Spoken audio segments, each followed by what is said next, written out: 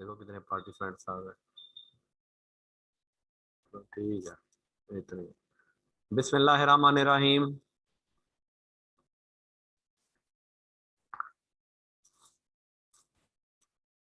आज आखिरी अशरा शुरू हो रहा है जी। अल्लाह ताला सबको अपने हिफ्ज़ मान में रखे। और कल आपका माशाल्लाह रिजल्ट भी है जी। आवाज आ रही है बेटा? बच्चों आवाज प्लीज। हु इज ये 1111 कौन है? इसको इसको फारा करो यार। ये कौन है जी? ये अपना चेंज करे वरना मैं अभी इसको कर रहा हूँ। 1111 कौन है ये? इसको कर दो, फारिग कर दो, खुद ही एंटर हो जाएगा दोबारा। हाँ ठीक।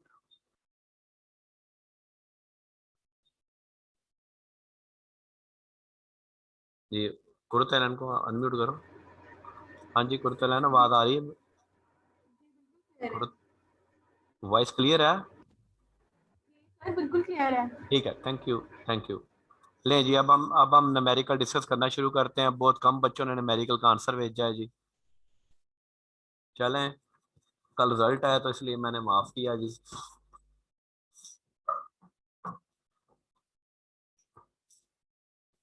मिस्टर जवाद रजा एंटियन, पहले हम डिस्कस करते हैं फिर हम सोल्यूशन की तरफ जाते हैं। Residential individual resign from the ABC limited on 28/6/2020। इसका मतलब ये देखें कि जब आप ये डेट पढ़ेंगे तो आपके जेहन में फौरन ख्याल आ जाना चाहिए कि ये इस टैक्स ईयर से रिलेट नहीं करता। इसलिए मैंने कहा कि आपने अपनी डेट्स जो है वो बड़ी अहम है। He received the following retirement benefits on July, और कब रिसीव की उसने? जो करंट ईयर में जनाब आपकी जो है, यानी कि इसका मतलब ये हो गया कि ये वो रेमोरेशन है जो आपको प्रीवियस एम्प्लॉयर से मिला है। ग्रेजुएटी अनअप्रूव्ड है 7 लाख है। अब आपको पता है कि जी वो अनअप्रूव का क्या ट्रीटमेंट है। 75,000 है जी। और 50% of the graduate received which ever less, तो इसमें 75,000 लेस बनना था। और 6,25,000 जो है वो टैक्सेबल बनना था। Receipt of the accumulated balance of the provident fund registered था। रिकॉग्नाइज प्रोविडेंट फंड का आपको पता है कि अगर एक्यूमुलेटेड बैलेंस मिले तो सारे का सारा एग्जाम्प्ट है। पेंशन आपको पता है एग्जाम्प्ट है। Then started partnership mister Zardan 60/40, यानी कि इसका मतलब 60% शेयर जो था वो जवाद का था, 40% जरदान का था। On September 30th, due to dispute the AOP has wound off the profit before tax three months ended at ₹8,08,000 of the month. ये देखिए, ये प्रॉफिट बिफोर टैक्स दिया हुआ था एओपी का। अब करना बेसिकली क्या था कि 8,08,000 में से पहले इसकी टैक्सेबिलिटी निकालनी थी एओपी की। फिर जो बैलेंस आना था फिर जो प्रॉफिट आफ्टर टैक्स आना था उसका जो 60% था वो शेयर फार्म एओपी बनना था। फिर देखें, फिर ऑन अक्टूबर 2020, इसका मतलब है 3 माह तो उसने जॉब नहीं की। इसका मतलब है यहाँ उसे join the Shaukat limited at MTS और रुपीज दिस, उसने यहाँ पे एमटीएस की शौकत लिमिटेड ज्वाइन की है। डीएनएस अलाउंस है, कॉस्ट ऑफ लिविंग अलाउंस है, ओवर टाइम है, बोनस वन टाइम है जी, मेडिकल अलाउंस है, accommodation provide on the date of joining है, vehicle was provided on same date having the cost use for both purposes है, आपको पता है 5% ऐड होना है। होम अप्लायंसेज है तो इसका डेप्रिसिएशन है वो ऐड होनी है। Provident fund equal contribution 6% base salary plus DNS allowance starting from November 2020। ये देखें, प्रोविडेंट फंड के लिए यहाँ पे रूल्स आपका जो आपके जो मंथ है वो आपके चेंज हो गए। अगर आपने ये गौर नहीं किया और आपने ऊपर से मल्टीपल 10 करना शुरू कर दिया तो आप फंस गए। सैलरी पर received on 10th of next month, इसका मतलब है आपको 1 महीने की सैलरी नहीं लेनी। While the other losses were credited on the bank on same date, लेकिन बाकी जो लॉसेज हैं वो सारे के सारे 10 माह के चलेंगे। और जो बेसिक सैलरी है 9 माह के। हाँ जी, अक्टूबर से शुरू हुआ जी। अक्टूबर से लेकर जून तक आपके 9 मंथ्स बनते हैं। सैलरी आपकी 8 माह की बनी। और आपके जो बाकी लॉसेज हैं वो आपके 9 माह के बने। लेकिन आपकी जो अकामोडेशन और व्हीकल है ये पढ़ाया हुआ है। अकामोडेशन और व्हीकल जो है ये आप चूंकि ये देखते हैं डेट ऑफ इंजॉयमेंट के हिसाब से बेटा। ये क्या देखते हैं? डेट ऑफ इंजॉयमेंट के हिसाब से। ये तो गाड़ी मिल गई, ये कौन सा कैश था? तो जब डेट ऑफ इंजॉयमेंट के हिसाब से देखेंगे तो accommodation provide on the same date of joining, इसका मतलब है अकोमोडेशन को आपको 9 मंथ्स के हिसाब से करना है। और व्हीकल जो है वो भी आपको 9 मंथ्स के हिसाब से जो है वो करनी है। आगे चलेंगे। The company offered the share under employ share scheme, number of shares 1000, face value 10, market value 90, considering to be paid 41 और वैल्यू ऑफ राइट 2 रुपीस है। मिस्टर जवाद एक्सरसाइज ऑप्शन 3/4, इसका मतलब है 750 पे उसने ऑप्शन एक्सरसाइज की है और 2/50 उसने राइट बेच दिया जी। ठीक है जी, 250 का 3 रुपए का ये डिफरेंस आपका आया 250 के हिसाब से, और 750 का आपका 93 का और 43 का जो डिफरेंस आ गया वो आपका ऐड हो जाएगा। He obtained a loan of rupees 1.3 million from his employer 3.5 on market value on December। फिर आपका ये देखिए चेंज हो रहा है, यहां से इंटरेस्ट कैलकुलेट होना करना शुरू करना है आपने दिसंबर 1 से, यानी किसका मतलब 7 माह के लिए। अब अगर आगे पढ़ेंगे तो 2,80,000 जो था वो April 1, 2021 को उसने रीपे कर दिया। अब 1.3 मिलियन में 2.8 माइनस करेंगे, पहले आप इसका मतलब है 4 माह का इंटरेस्ट कैलकुलेट करेंगे बेंचमार्क 4 मंथ्स का, किस रेट से, अल्टीमेटली 6.5% के रेट से जो आपका एडिशन होगा। And than rupees 1 lakh was waived of by the employer on June 1, 2021। इसका मतलब क्या हुआ कि 1 मिलियन तक तो ये अप्लाई नहीं होता, 1.3 से जब 280 माइनस करते हैं तो ये अभी 10 से ऊपर है, तो इसके ऊपर अप्लाई होना है। लेकिन जब 1 जून पे इसने 1 लाख वेव ऑफ किया तो एक तो ये इनकम में डायरेक्ट ऐड हो जाना था और जून का इंटरेस्ट ऐड नहीं होना था। क्यों जून का इंटरेस्ट ऐड नहीं होना था? 1 जून को बैलेंस 1 मिलियन से कम रह गया। ये यहाँ पे एक देखें, यहां भी dates, repayment schedule is very important. Mr. Jawad received the foreign source business income rupees 8 lakh on which the tax was paid 6%। यहाँ पे आप फॉरेन टैक्स क्रेडिट देंगे, ज़कात पेड लेस हो जाएगी, डोनेशन टू स्पेसिफाइड 4 लाख है जी। आगे चलेंगे। अप्रूव्ड है जी, क्रेडिट मिलेगा। इन्वेस्टमेंट शेयर ओरिजिनल लॉटी क्रेडिट मिलेगा, हेल्थ इंश्योरेंस का क्रेडिट मिलेगा, लाइफ इंश्योरेंस का एक मिलना है, इसका या इसका, पेंशन फंड का मिलेगा और tax dated by the employer का मिलेगा। Calculated total income tax bye assuming that today इस टैक्स ईयर, ये सिर्फ इसलिए लिखा गया कि ठीक है टैक्स ईयर खत्म हो गया हुआ है, और टैक्स ईयर खत्म होने के बाद ही आप सवाल करते हैं। वैसे भी आपको जब पेपर दे रहे होंगे तो उस वक्त तो 30 जून गुजर चुकी होगी ना सितंबर में। तो अब हम मेडिकल पे आ जाए जी, सोल्यूशन पे आ जाए। ये देखें 75 लेस हो गया, this one taxable, exempt, pension exempt, अब रिसीट फ्रॉम करंट अप्लायर आ गया। ये लदा बेटा डिस्क्लोज करेंगे, इसके भी नंबर आपके लगेंगे। बेस सैलरी 8 माह की आएगी जी, 9 माह की नहीं आएगी, और ये 9 माह के आएंगे। Medical, living allowance, over time तो खैर है ही 1 टाइम। बोनस ने स्पेशल बता दिया था कि 1.5 से मल्टीप्लाई करना बेसिक का, तो बेसिक का वो एमटीएस का, सॉरी एमटीएस का था, तो एमटीएस का 1.5 से बोनस मल्टीप्लाई कर दिया हमने। नेक्स्ट चलेंगे। मेडिकल अलाउंस 9/12 के हिसाब से चलेंगे, और फिर 9/12 के हिसाब से 10% एग्जेम्प्ट करेंगे तो बाकी टैक्सेबल आ गया। अकोमोडेशन आपने 9 माह पूरे एंजॉय किया अक्टूबर से लेकर जून तक, तो पहले हमने पूरा 12 पे कैलकुलेट कर दिया, फिर हम 9/12 का हमने 45% ले लिया। Same is the case of vehicle के 5% करके हमने 9/12 ले लिया। होम अप्लायंसेज भी उस दिन मिले 10% लेके, फिर इसका भी 9/12 ले लिया। रिकॉग्नाइज प्रोविडेंट फंड आपको पता है इम्प्लाइज कंट्रीब्यूशन तो एग्जेम्प्ट है, और रिकॉग्नाइज कंट्रीब्यूशन का जो है वो आपका हमने पहले कैलकुलेट कर दिया, वो 8 मंथ्स का आना था।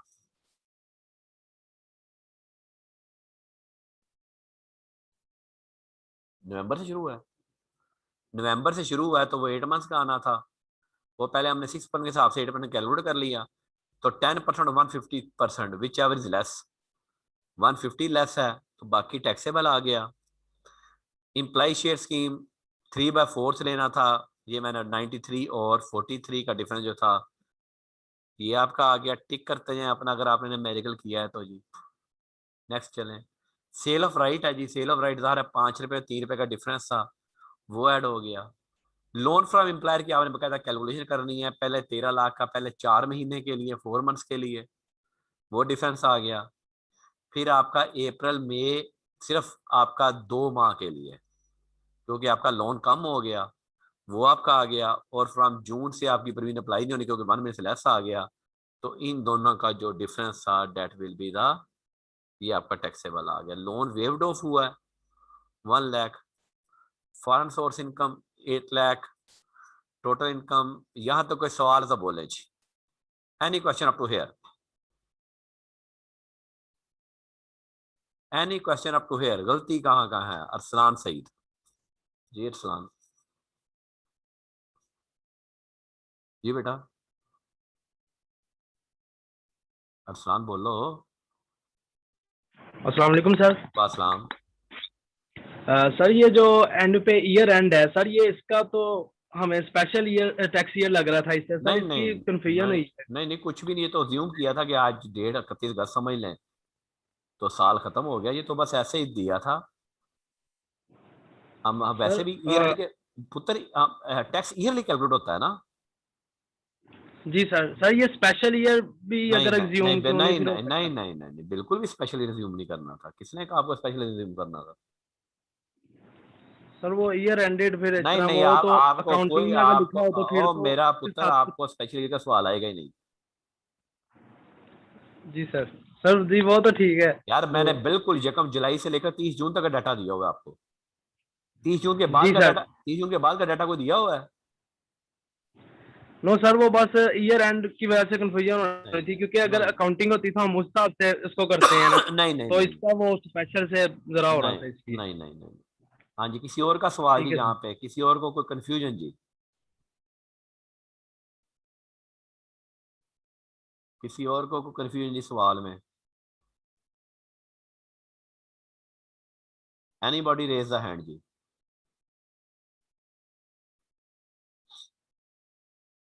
नहीं जी, ज़कात लेस हो गई जी।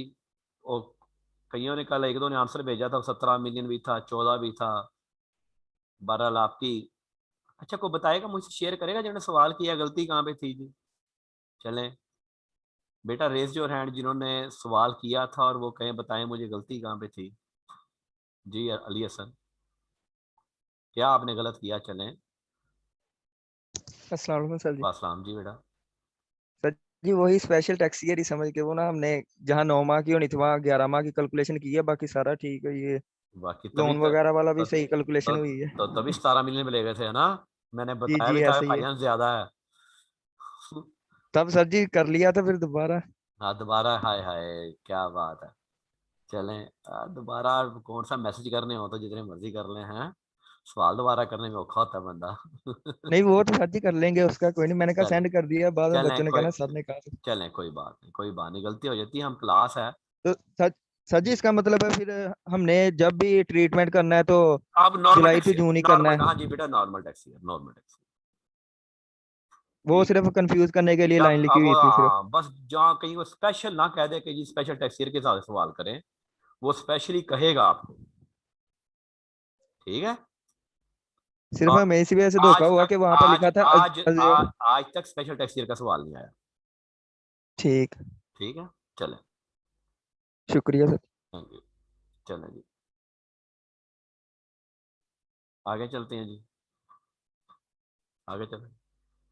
अच्छा जी, फिर डोनेशन तो स्पेसिफाइड है, कंट्रीब्यूशन 4 लाख है और 30% तो बहुत ज्यादा बनता है, तो 4 लाख ही लेस हो जाएगा। देन शेयर फार्म में ओपी, ये देखें यहाँ पे प्रॉफिट निकाला, टैक्स निकाला, ये आया, और इसका 60%, ये लेना था इसका शेयर फार्म में OP.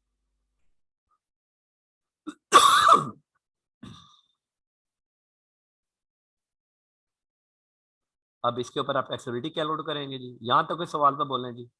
Any question up to hair?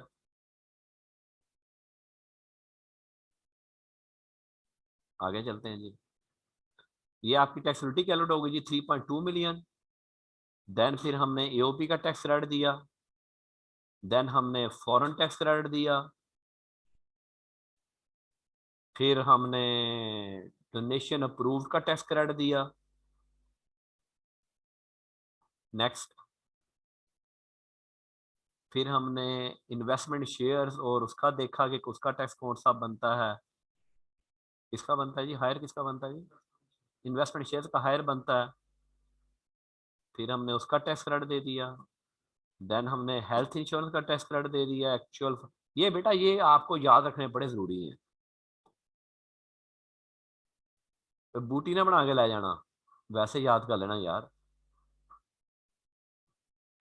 पता भी नहीं है, मास्क के अंदर आप लिख लें जी, मास्क लगाया अंदर लिख लिए। अच्छा जी, पेंशन फंड है, देन इसका टैक्स क्रेडिट हमने दे दिया, और आखिर पे tax rated by the employer 2 million 2.093 million approximately. Any question, any question? इसका स्टैंडर्ड सोल्यूशन भी शेयर कर दें जी आज। हाँ, एनी क्वेश्चन बेटा?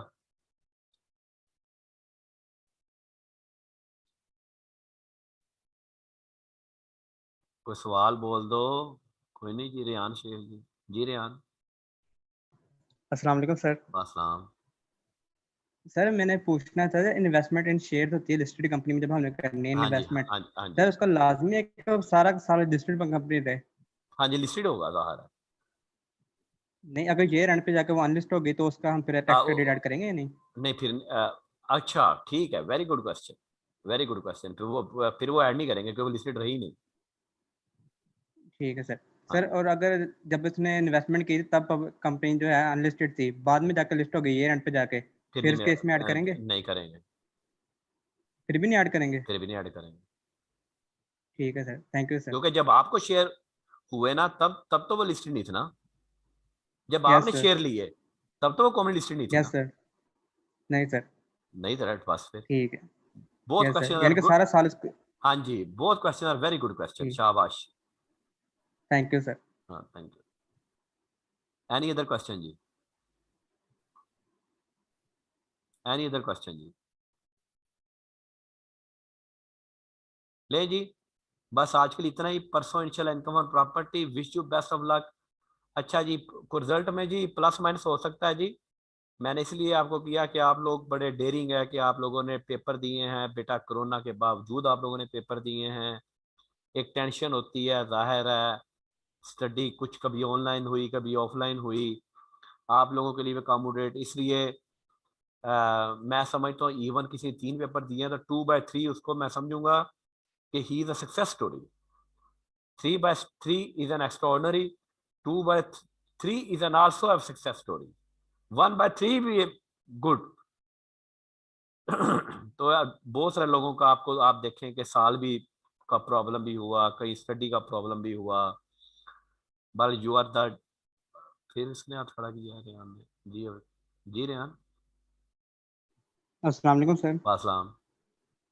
सर मेरा एवरेज रेट ऑफ टैक्स है सर, उससे एक क्वेश्चन था एक। किससे?